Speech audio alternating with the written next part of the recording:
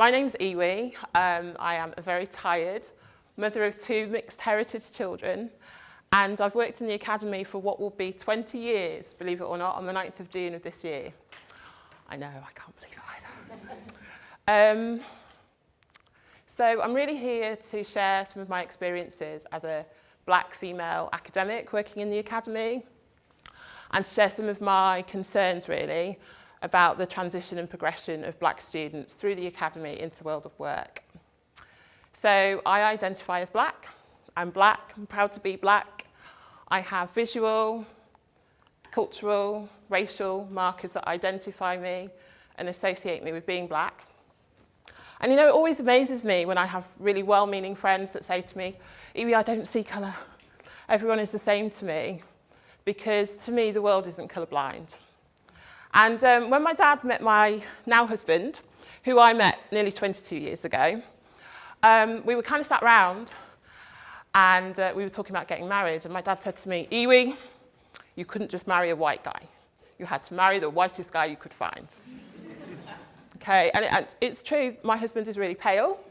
I was going to put a picture of him, but he didn't want me to. He's really pale, almost translucent, but you know, my dad's comments really enveloped a range of emotions, really due to his experiences as a Nigerian student in the 1970s, studying in England, being faced with inequitable racial outcomes, systems of oppression, colonialism.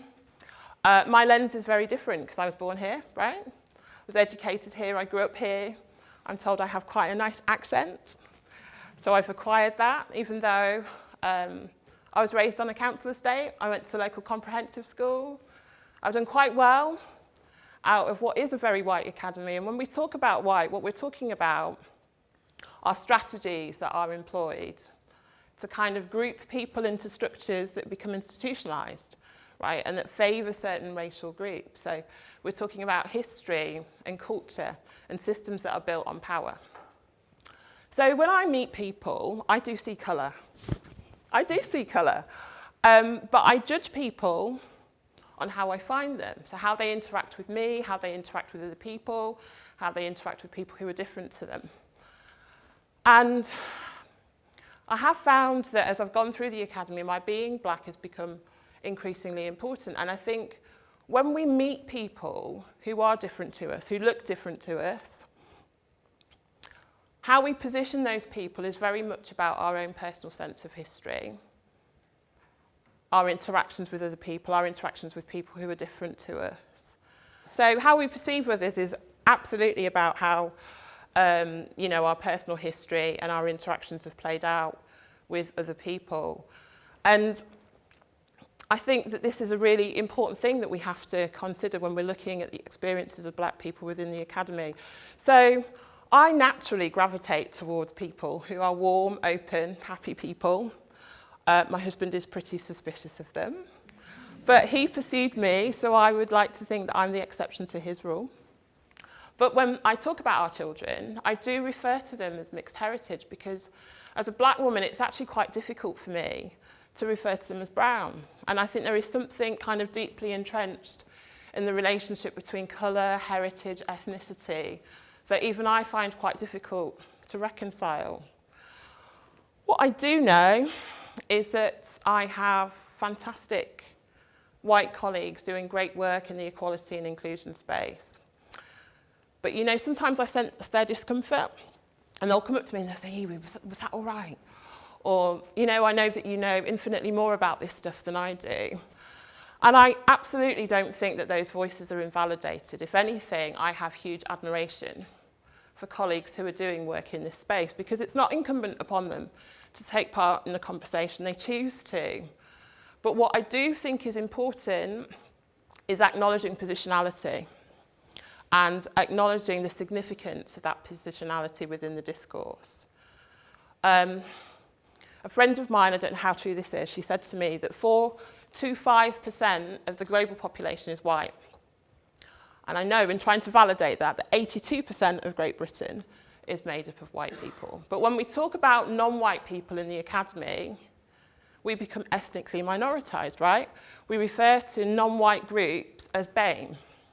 black and minority ethnic or black minority ethnic. And a lot of black people who I know, myself included, really don't like that term. It's kind of lumping non-group, non-white people together as a homogenous group. And it's absolutely true that we have intersecting, overlapping issues and vulnerabilities, but actually we suffer from issues that are very unique to us being black. And Dr. Nicola Rollock, who's an academic at Royal Holloway, who I greatly admire, she recently tweeted her dismay at the Academy kind of accepting BAME as a term, asking, who asked the question, who decided, where was the conversation? Because in even framing the narrative around the experiences of black people, we are ethnically minoritized. And so I, as I say, work at a Russell Group university, and I encounter students from lots and lots of different walks of life. And my concern is about their interactions within the academy and how they will position others. Kipling wrote a poem, very much of its time, called The White Man's Burden. And in it, he speaks about the responsibility that white people feel. And it really speaks to this kind of benevolent narrative that we have that is about minorities taking from the majority, right? Or the majority given to minorities. And I think this is problematic because I think this is, for example, when we talk about quotas, this is one of the reasons why people kick back against that notion, because there's this underlying power discourse that people don't really talk about, but that, again, is significant to our experiences within the academy. So, as I say, I work at a Russell Group University, people from lots of different walks of life. It's great. I've been there 18 months. They haven't sacked me yet. We'll see after this talk how this goes down. But the Colour of Power report in 2017 reported 97.6% of the senior leadership in Russell Group universities is made of white people. Now, for me, that's problematic because our structures, our policies, our norms, our strategies are being developed through one racial lens, and that is being perpetuated. And we know from the research that, again, it disproportionately impacts on ethnically minoritized groups.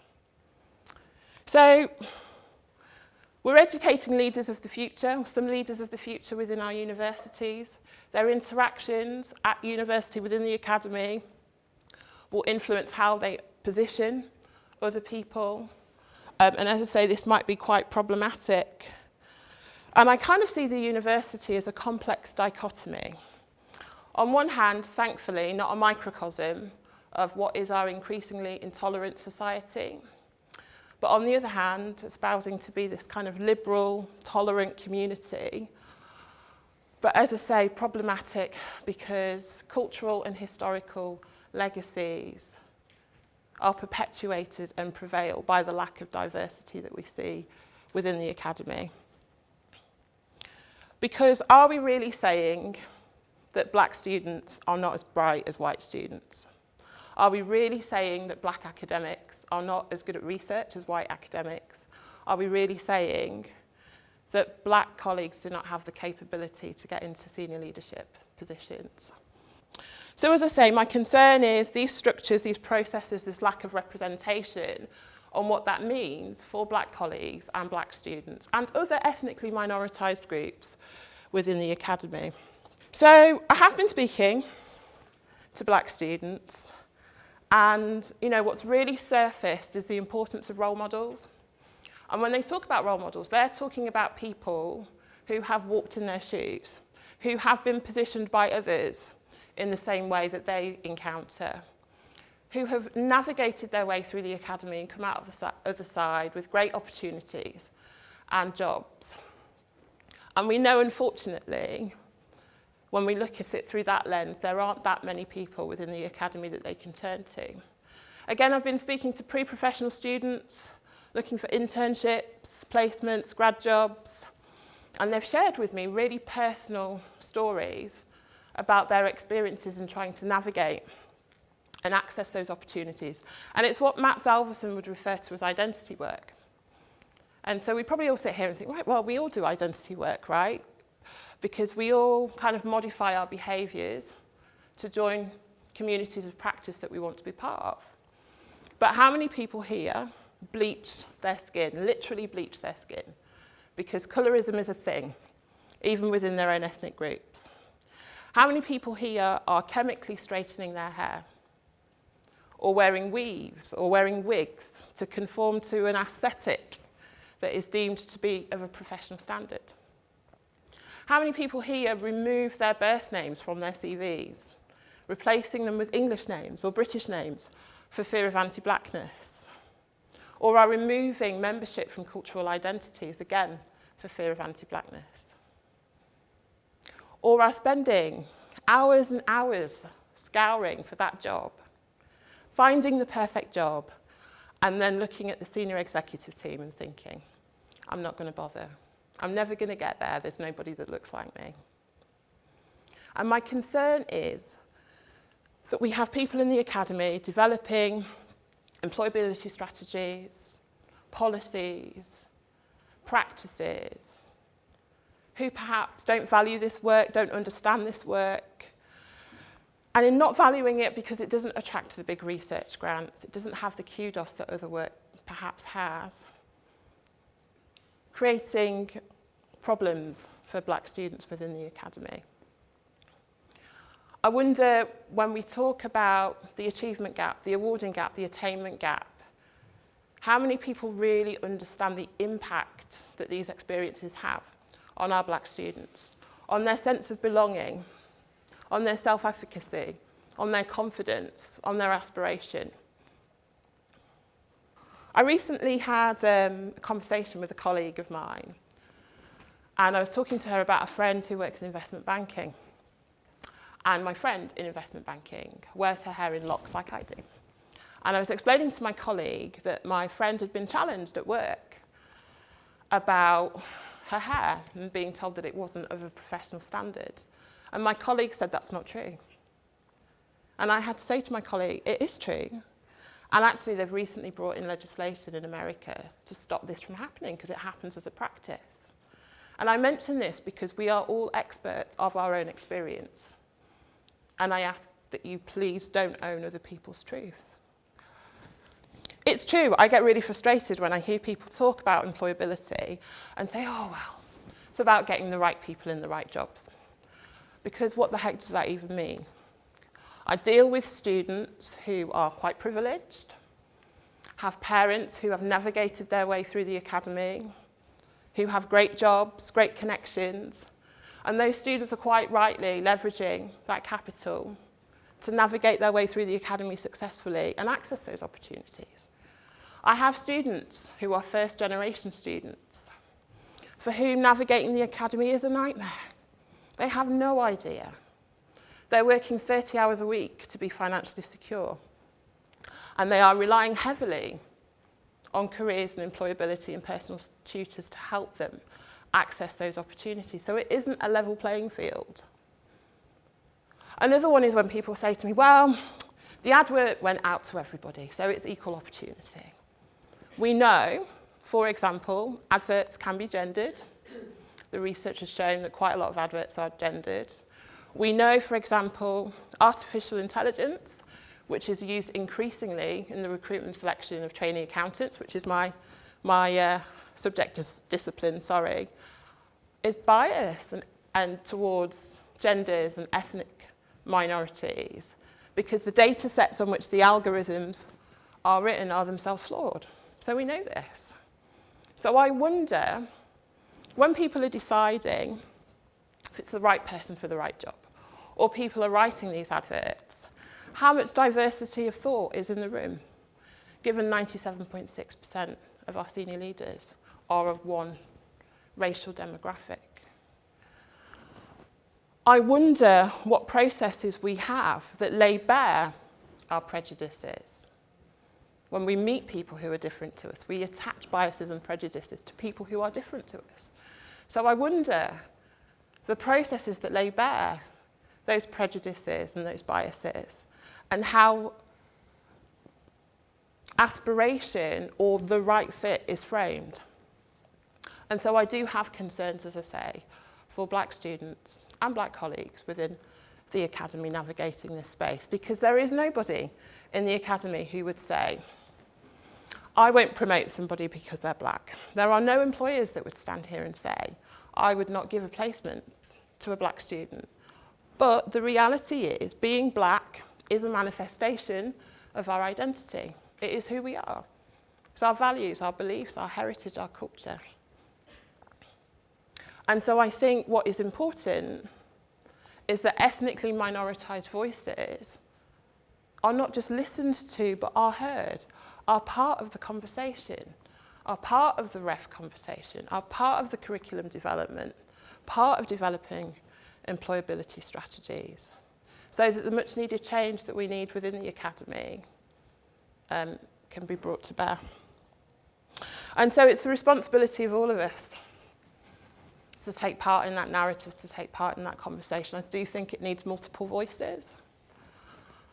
This is quite emotional for me, because as I say, with my two children, I think, you know, they're hopefully going to go into the academy, and I would like it to be a place where they can thrive, where they don't automatically come into the academy and think, I'm not going to succeed because of who I am. And I think it's incumbent upon us all to take part in that conversation and to bring about the much needed change in the academy, to understand the historical and cultural context on which the academy is built, and to work together to make the change that's needed. So I will end on just making sure I've not forgotten anything. I will end on two notes. I will continually and unashamedly advocate for black students. You know, this isn't in my script, but a colleague of mine, when I first started at my Russell Group University, said to me, Iwi, don't touch this research with a barge pole. But I will continually, unashamedly advocate for black students. I will work with others within the academy to help black students understand the beauty of their blackness and the value that being black can bring to the academy and can bring to the world of graduate employment. And I finish on this quote: if you have come here to help, you are wasting your time. But if you have come here because your liberation is bound up with mine, then let's work together. Thank you very much.